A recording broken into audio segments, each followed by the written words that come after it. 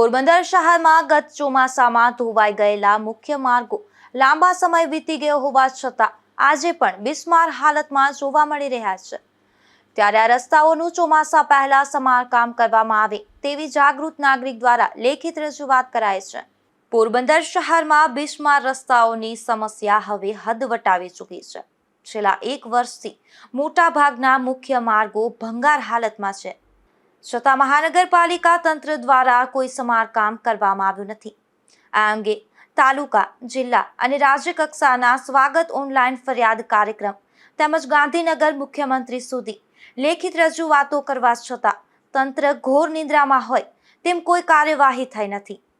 પોરબંદર મહાનગરપાલિકા બન્યાને 16 મહિના વીતી ગયા હોવા છતાં વહીવટમાં કોઈ જ સુધારો થયો નથી અને નાગરિકો જીવના જોખમે અવરજવર કરી રહ્યા છે।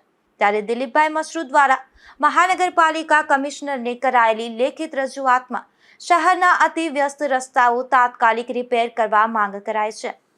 પોરબંદર શહેરના મહત્વના અવરજવરના રસ્તાઓ ખૂબ જ ભંગાર હાલતમાં છે અને લોકો જીવના જોખમે પસાર થઈ રહ્યા છે। ગયા ચોમાસા બાદ રસ્તા મરામતની કામગીરી કરવાની હતી, છતાં પણ પોરબંદરના સ્થાનિક રાજકીય નેતાઓની દાદાગીરી અને દબંગગીરીને કારણે આ જાહેર રસ્તાઓને રિપેર કરવામાં આવતા નથી। જરા જાણી જોઈને સિટીના લોકો ઉપર રીતસરનો માનસિક ત્રાસ ગુજારવામાં આવે છે અને મોટા ભાગના રસ્તા ભંગાર હાલતમાં છે। એ તમે જોઈ શકો છો। 16 જેટલા રસ્તાની યાદી કમિશનર શ્રીને આપેલ છે, છતાં પણ આજ વર્ષ દિવસ પછી પણ ગાંધીનગર સીએમ કાર્યાલય સુધી રજૂઆત છતાં પણ રસ્તાઓ કરવા દેવામાં આવતા નથી, જેને કારણે લોકો જીવના જોખમે પસાર થઈ રહ્યા છે।